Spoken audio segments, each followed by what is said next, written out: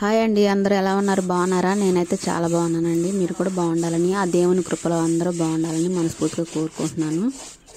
మరి 2 రోజుల నుంచి అయితే నాకు ఇంట్లో పనే సరిపోతుందండి. వంట వీడియో చేయడానికి అయితే అసలు ఖాళీ ఉండట్లేదు. అయినా మొత్తానికి నేను చేసే వీడియోనే కదా, ప్రతిదీ కూడా నేను మీతో షేర్ చేసుకుంటున్నాను. అలాగే రోజు నేనేం పని చేస్తున్నాను అనేది కూడా మధ్యలో నాకు వంట చేయటం వీలు పడినప్పుడల్లా ఇలా పెడుతున్నాను అనమాట.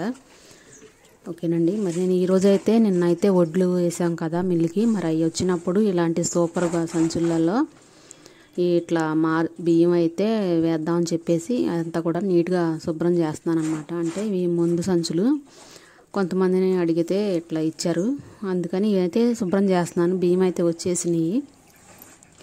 అట్లా మామూలుగా పురుగు పడకుండా స్టాక్ పెట్టుకుంటాకి పౌడర్ అయితే చల్లి ఆ గోనెలకి అయితే ఎత్తుదాం అనుకున్నాం మేము. మా ఆయనగారు వచ్చేలోపు నేనైతే సంచులు అయితే శుభ్రం చేసేసాను. చూడండి, పొద్దున్నే బట్టలు ఉతికేసిన తర్వాత అయితే ఈ సంచులు కూడా నీట్గా జాడి చేశాను అనమాట. ముందు సంచులు కదా. ఈలోపు మా ఆయనగారు చెరువు నుంచి వచ్చి చేపలు అమ్ముకుంటున్నారు. వచ్చేసి చేపలు అయితే తూకం వేస్తున్నారు. వేరే వాళ్ళు అయితే కొనుక్కున్నారండి చేపలు అనేవి. సర్లే, ఇప్పుడు అవి తూకం వేసిన తర్వాత మళ్ళీ మా ఆయనగారు నేను కలిసి ఇవన్నీ కూడా బాగు చేయాలన్నమాట. చేసినందుకు కేజీకి వచ్చి 50 రూపాయలు అలాగే ఇస్తారు. ఇటు నేను ఒక ఇంటి దగ్గర ఉంటున్నానని చెప్పేసి ఇట్లా చేపలు అయితే చేస్తున్నాను. నేను చేప పట్టుకొని ఫోటో దిగుతావా? చూడండి, వేరే వాళ్ళకైతే పడిందనమాట ఈ చేప. ఇదైతే మాకు పడలేదు. మా ఆయనగారు అయితే వాళ్ళ దగ్గర తీసుకున్నారు. మాకు తెలిసిన వాళ్ళకి పెద్ద చేప కావాలని ఫోన్ చేశారనమాట. అందుకోసం అయితే మాకైతే పడలేదు, పక్కన వాళ్ళకి పడితే వాళ్ళ దగ్గర నుంచి తీసుకొని వచ్చామన్నమాట. అది ఎన్ని కేజీలు ఉందని మా ఆయనగారు అయితే చూస్తున్నారు. చాలా పెద్ద చేప అండి, అసలు చాలా బాగుంది. ఫ్రై ముక్కలుగా అయితే సూపర్గా ఉండేది అనమాట. ఏంటి కేజీన్నర రాళ్ళు పెట్టి 4 కేజీల చేపని? అదైతే అంత చేపలు చేయటానికి కూడా నాకైతే అలీం కాదని, అంత పెద్ద చేపలు అయితే నేను అసలు చేయలేనమాట. మన చేతికి అమరదు. కత్తిపేటతో కోద్దామన్నా కూడా 2 చేతులతో గట్టిగా పట్టుకోవాలి. 4 కేజీలు ఉంది చేప అయితే. అవి అయితే మా ఆయనగారికి అయితే అప్పచెప్పానమాట. చిన్న చేపలు అయితే నేను ఈజీగా చేయగలుగుతానని చెప్పి చిన్నవి అయితే నేను చేయటానికి రెడీగా అయిపోయానమాట. బండ దగ్గర నీళ్ళు అవి పెట్టేశాను. ఈ లోపీన అయితే ఇవి తూకం వేసుకుంటున్నారు అనమాట. ఎంత ఉందో చేప అయితే తూకం వేసుకుంటున్నారు. కేజీన్నర దగ్గరలో ఉందిలే. మనకు రాళ్ళు లేనప్పుడు ఏంటంటే ముందుగా కేజీన్నరకి తూసారు కదా 2 చేపలు, ఇక కేజీన్నర కింద లెక్కగా అని చెప్పి ఆ రాళ్లకు బదులు చేపలను కూడా అదర్ని వేసేసి తూకం అయితే చూస్తున్నారు. 4 కేజీలకి అయితే వచ్చిందనమాట పెద్ద చేప. ఈరోజు టైం అంతా ఇలా గడిచిందండి నాకు. ఈ చేపలు చేసేసరికి చాలా లేట్ అయిపోయింది అనమాట. వంట వీడియో పెడదాం అనుకున్నాను కానీ కుదరలేదు నాకు. ఇంట్లోనే బోల్డ్ అంత పని ఉండిపోయింది. నేనైతే చేపలు చేస్తున్నాను, చిన్న చిన్న చేపలు అనమాట. మా ఆయనగారు అయితే పెద్ద చేపలు చేయడానికి అయితే ఆయన దానికి కావాల్సిన ఏర్పాటు చేసుకుంటున్నారు. ఇలా బండ మీద పట్టుకుని తోమటానికి మన చేతికి అమరదనమాట పెద్ద చేప. ఇక అది పులుసు తీయాలంటే రంపం బ్లేడ్తో కానీ లేదంటే ఇట్లా చేప పులుసు తీసేయి బ్రష్లు ఉంటాయి మా దగ్గర, ఇక వాటితో మా ఆయనగారు అయితే చేస్తారు.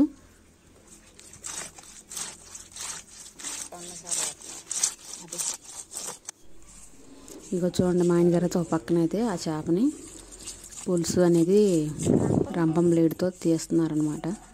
ముందుగా అలా తీసేస్తే మనకి ఈజీగా ఉండిద్ది. ముక్కలు పెద్ద పెద్ద ముక్కలు చేసిన తర్వాత బండ మీద రుద్దుకోవాలి. ఇలాంటి పెద్ద చేపలు ఒక్కసారిగా మనం ఆ పెద్ద చేపను పట్టుకొని బండ మీద రుద్దాలన్నా కూడా మనకి కష్టంగా ఉండిద్ది అనమాట. ఆ చేపను అలా పులుసు తీసేసిన తర్వాత 3 భాగాలుగా కానీ 4 భాగాలుగా కానీ కోసేసి ఆ పెద్ద పెద్ద ముక్కలను పట్టుకొని అప్పుడు బండ మీద రుద్దుకొని ఆ పాకుడు అంతా పోయేంత వరకు నీట్గా చేసుకుంటే మనకి చేపలు చేయడానికి ఈజీగా ఉండిద్ది అనమాట. పెద్ద సైజు చేప అనేది అట్లా చేసుకోవాలి. చూడండి, ఇద్దరికి అదే పని. ఎందుకంటే నేను చేసే పని అది కాబట్టి ఇక చేపలు చేయటం అంటే పొద్దున పూట కొంచెం పని ఎక్కువగా ఉంది ఆ రోజున. ఇక నాకైతే వంట వీడియో చేయటం అనేది కుదరలేదన్నమాట. నేను ఏ వీడియో తీసి పెట్టినా సరే నాకు ఇప్పటివరకు కూడా సపోర్ట్ చేస్తున్న ప్రతి ఒక్కరికి కూడా చాలా థ్యాంక్స్ అండి. ఇలాగే సపోర్ట్ చేస్తారని నేను కోరుకుంటున్నాను.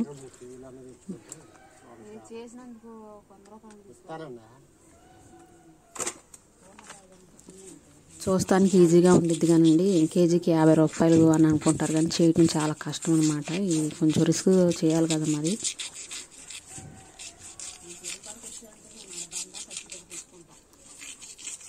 చూడండి ఈయన గారైతే ఇక జాగ్రత్తగా తీసేస్తున్నమాట పులుసు అనేది.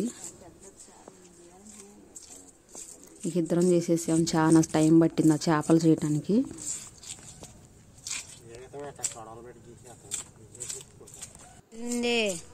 చూడండి తోటం అయితే అయిపోయింది. నేనైతే ఇప్పుడు ముక్కలుగా కట్ చేస్తున్నాను అన్నమాట, కోసేస్తున్నాను.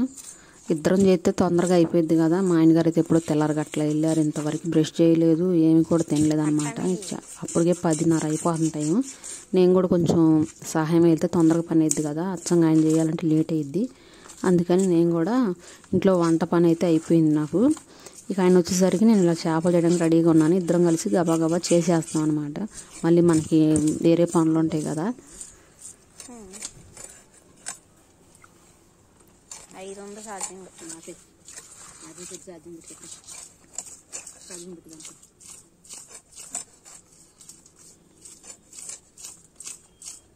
ఇలా ముక్కలుగా కట్ చేసి కూరకు సరిపడా సైజు ముక్కలు కట్ చేసి నీట్గా 2-3 సార్లు ఉప్పు పసుపు వేసి నీట్గా కడిగితే శుభ్రంగా ఉంటాయండి ముక్కలు అనేవి.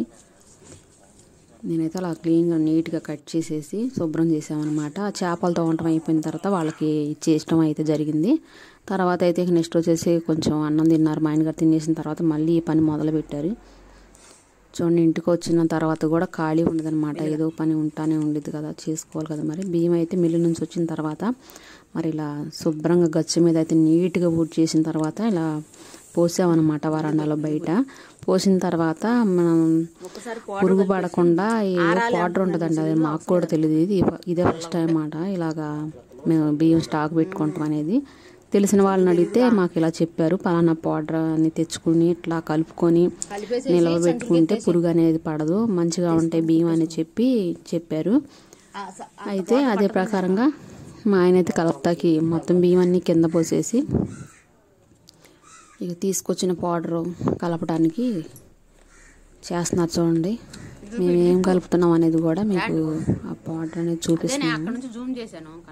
ఇదంట అండి, ఇది కలుపుతారంట. మరి దీని పేరు కూడా నాకు సరిగ్గా రావట్లేదు. ఇది పైన చల్లేసేసి చేతితో కలిపి సంచులకి అయితే ఎత్తాలి. ఇప్పుడు దగ్గర కనపడుతుంది తెలుసు ఎక్కడి నుంచి.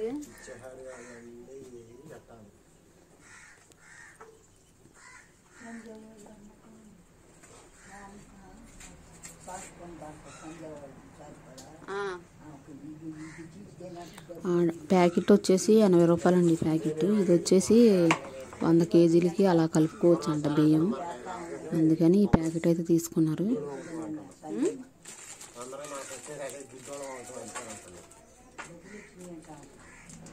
ఇక కలపాలని చెప్పి ఎలా పడితే అలాగా మా ఆయన గారు అయితే చాలా కష్టపడిపోతున్నారు అనమాట బియ్యం కలపటంలో.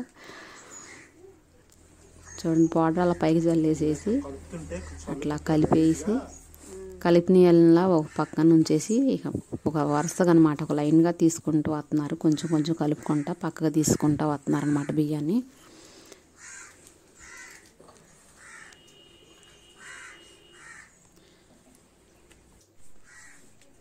ఇక సగం బియ్యం అయితే కలిపేసిన తర్వాత ఇక నేను కూడా మా ఆయన గారికి ఏదో కొంచెం పని ఉండేసరికి ఆయన వెళ్ళిపోయారు. ఇక మిగతాయి నేనే కలిపాను బియ్యం కలిపేసేసి సంచులుగా తెచ్చేసానండి. చాలా వాటికి ఈ వీడియో ఇవాళకి సరిపోయిందండి. నాకు వంట చేయడానికి కూడా ఖాళీ లేదనమాట. ఈ వీడియో నచ్చితే మాత్రం లైక్ చేయండి.